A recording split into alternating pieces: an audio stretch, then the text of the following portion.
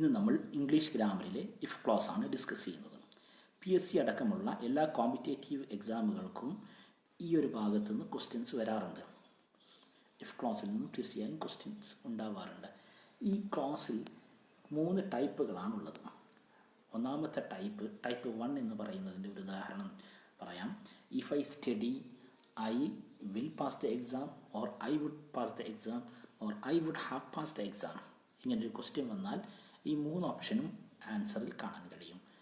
ഇതിൽ ശരി ഏതാണ് എന്ന് സെലക്ട് ചെയ്യലാണ് നമ്മൾ ചെയ്യേണ്ടത്. I will pass the exam എന്നുള്ളതാണ് ഇവിടെ ശരിയായ ആൻസർ. ഇവിടെ നമ്മൾ മനസ്സിലാക്കേണ്ട ഒരു പൊതുവായിട്ടുള്ളൊരു കാര്യം, സാധാരണഗതിയിൽ ഇഫ് ക്ലോസിൽ 2 പാർട്ടുകളാണ് ഉണ്ടാവുക. ഒന്ന് ഇഫ് ക്ലോസ് പാർട്ട്, മറ്റൊന്ന് അതിൻ്റെ സപ്പോർട്ടിനേറ്റീവ് ക്ലോസ്. കണ്ടീഷണൽ ക്ലോസും അതിൻ്റെ സപ്പോർട്ടിനേറ്റീവും. ആദ്യത്തെ ഭാഗത്ത് ഒരു കണ്ടീഷനാണ് ഉണ്ടാവുക. ഇഫ് ഐ സ്റ്റഡി, ഞാൻ പഠിക്കുകയാണെങ്കിൽ I will pass the exam. രണ്ടാമത്തെ ഭാഗത്ത് അതിൻ്റെ answer I will pass the exam, ഞാൻ പരീക്ഷ പാസ്സാകും എന്നുള്ള ഭാഗം. അപ്പോൾ ഇവിടെ if I study I will pass the exam എന്നുള്ള ഈ ടൈപ്പ് 1ൽ നമ്മൾ ശ്രദ്ധിക്കേണ്ട കാര്യം, ഇവിടെ ഒന്നാമത്തെ ഭാഗത്ത് ഇഫ് ക്ലോസിൽ V1 ആണ് വന്നതെങ്കിൽ, പ്രസൻറ്റ് ഫോം ഓഫ് ദി വെർബാണ് വന്നതെങ്കിൽ ആൻസർ തീർച്ചയായും വിൽ പാസ് ദി എക്സാം ആയിരിക്കും. ഐ വിൽ പാസ് എന്നായിരിക്കും.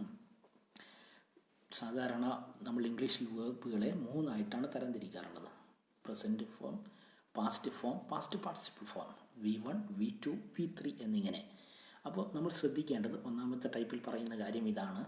ഇഫ് ക്ലോസിൽ V1 ആണുള്ളതെങ്കിൽ, present form of the verb ആണുള്ളതെങ്കിൽ, അതിൻ്റെ സപ്പോർഡിനേറ്റീവ് ക്ലോസിൽ ആൻസറിൽ വിൽ പ്ലസ് V1 ആയിരിക്കും.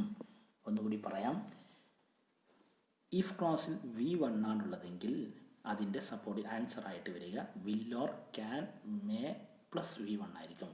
ഈ വില്ലിന് പകരം ക്യാനും മേയും ഉപയോഗിക്കാവുന്നതാണ്. ഒന്നുകൂടി അതിൻ്റെ ഒരു സെൻറ്റൻസ് പറയാം.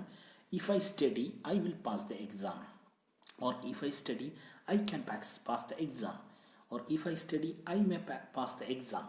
ഇതാണ് ഒന്നാമത്തെ ടൈപ്പ് എന്ന് പറയുന്നത്. വളരെ സിമ്പിളാണ്. ആകെ ഇത്ര കാര്യം ഓർക്കാനുള്ളൂ. ഇഫ് ക്ലോസിൽ V1 ആണുള്ളതെങ്കിൽ അതിൻ്റെ സപ്പോർഡിനേറ്റീവ് ക്ലോസിൽ ആൻസറായി വരുന്നിടത്ത് വിൽ പ്ലസ് V1 ആയിരിക്കും. രണ്ടാമത്തെ type if I studied I will pass the exam, or I would pass the exam, or I would have pass the exam. ഇവിടെ answer if I studied I would pass the exam എന്നാണ്.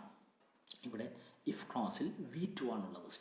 I studied V2 ആണ്. അതുകൊണ്ട് തന്നെ അതിൻ്റെ ആൻസറിൽ I would എന്നുള്ളത് വരും.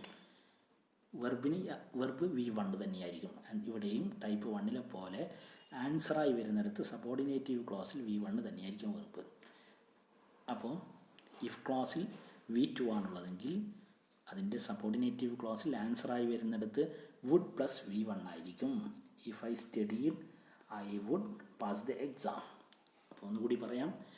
If ക്ലോസിൽ V2 ആണുള്ളതെങ്കിൽ, past form of the verb ആണുള്ളതെങ്കിൽ, ആൻസറിൽ വുഡിന് പകരം ഷുഡും മൈറ്റും യൂസ് ചെയ്യാം, പ്ലസ് V1 ആയിരിക്കും. If I studied I would pass the exam, if I studied I should pass the exam. ഇനി ടൈപ്പ് 3, മൂന്നാമത്തെ ടൈപ്പ്. അതിൻ്റെ ഉദാഹരണം ഇങ്ങനെയാണ്. If I had studied I dash the exam, I will pass the exam, I would pass the exam, I would have pass the exam. ഇവിടെ right answer if I had studied I would have pass the exam എന്നാണ്. ഇവിടെ ശ്രദ്ധിക്കുക, ഇവിടെ ഒന്നാമത്തെ ക്ലോസിൽ if ക്ലോസിൽ had studied എന്നുള്ളതാണ് വന്നത്. ഹാഡ് പ്ലസ് V3 ആണ് വന്നിട്ടുള്ളത്. അങ്ങനെ വരുമ്പോൾ അതിൻ്റെ ആൻസറായി വരുന്നിടത്ത് അതിൻ്റെ സബോർഡിനേറ്റീവ് ക്ലോസിൽ would have pass the exam എന്നായിരിക്കും. വുഡ് ഹാവ് പ്ലസ് V3 ആയിരിക്കും ഉണ്ടാവുക. അതായത് ഇഫ് ക്ലോസിൽ ഹാഡ് പ്ലസ് V3 ആണെങ്കിൽ അതിൻ്റെ സബോർഡിനേറ്റീവ് ക്ലോസിൽ വുഡ് ഹാവ് പ്ലസ് V3 ആയിരിക്കും.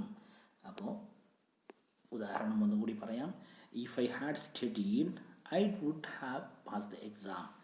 ഹാഡ് പ്ലസ് V3 ഇഫ് ക്ലോസിൽ വന്നാൽ അതിൻ്റെ ആൻസറിൽ would or should or might plus have plus V3 ആയിരിക്കും.